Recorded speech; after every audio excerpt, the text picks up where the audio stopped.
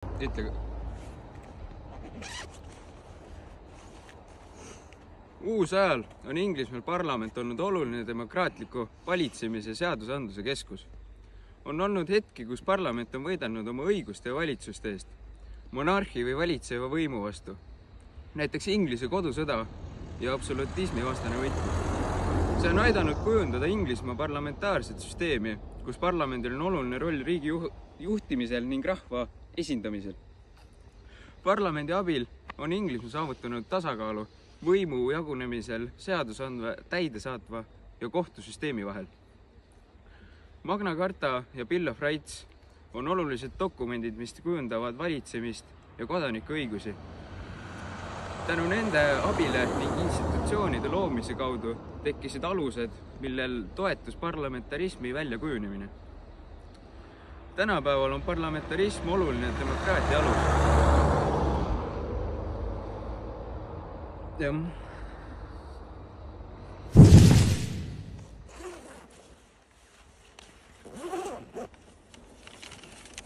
Nii. Parlamentarism kujunes 17. sajandi keskel, see siis oli keskajal. Ja seda siis kujundasid mitmed ajaloolised sündmused, nagu näiteks kõige olulisem on Magna Carta, mis toimus 1215. aastal. Siis oli dokument, mis piiras kuninga võimu ja tagas teatud õigused aadli ja vaba rahva jaoks. Siis järgmistel sajanditel toimusid konfliktid kuninga ja parlamendi vahel.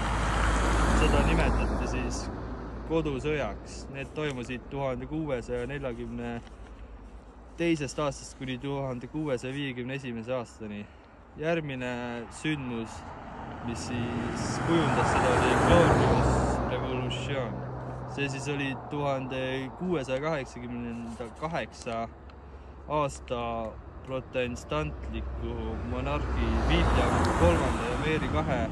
Nad siis tõusid võimule ning nad nõudsid parlamendi võimu suurendamisega ning vastutasuks saavutasid laialdase toetuse.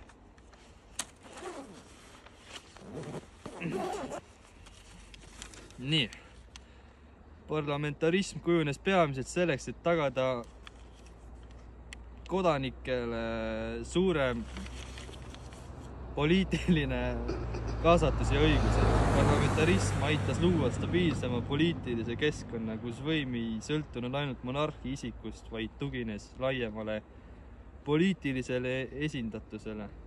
Parlamentarismi tugevdas kodaniku õigus, kuna see sai tähtsa rolli seaduste kehtestamisel. See andis inimestele suurema kaasatuse poliitikasse ja tagas nende huvide esindamise. Samuti oli soov parlamentarismiga piirata kuninga absoluutne võim, et vältida valitseja omavoli. Ja siis Magna Carta see siis piiras selle monarhi võimu seaduste ja siis ta rõhutas ka seaduse tähtsuse, see Magna Carta.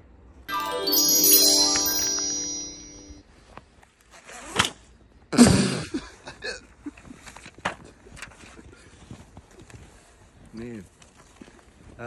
Teodori dünastia valitses Inglismaal 1485 kuni 1603. Dünastiale pani aluse Henry VI.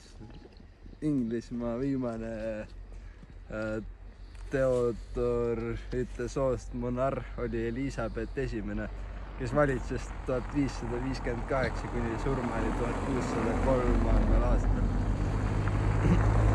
Pärast Tudorite dünastia lõppu tuli troonile Stuartite dünastia, mille valitseja sai James I.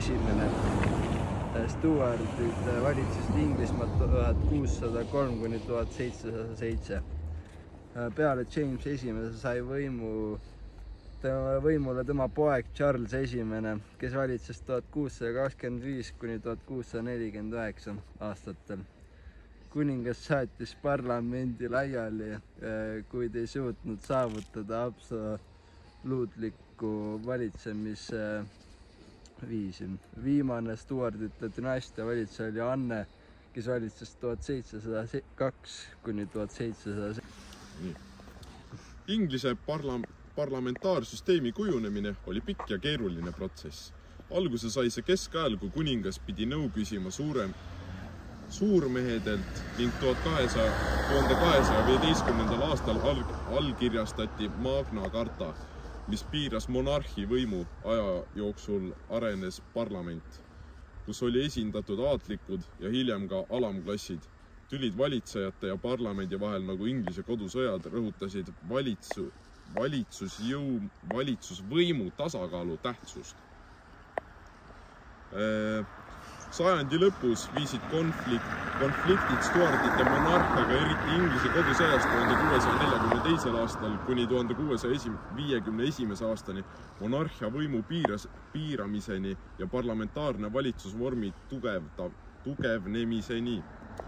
Glorious revolutsioon 1688. aastal kinnitas parlamendi rolli ning seadusandlike täidesaatev võim eraldati selgemalt 19. sajandil jätkusid reformid, laiendades valimisõigust ja tugevdades esinduskorda.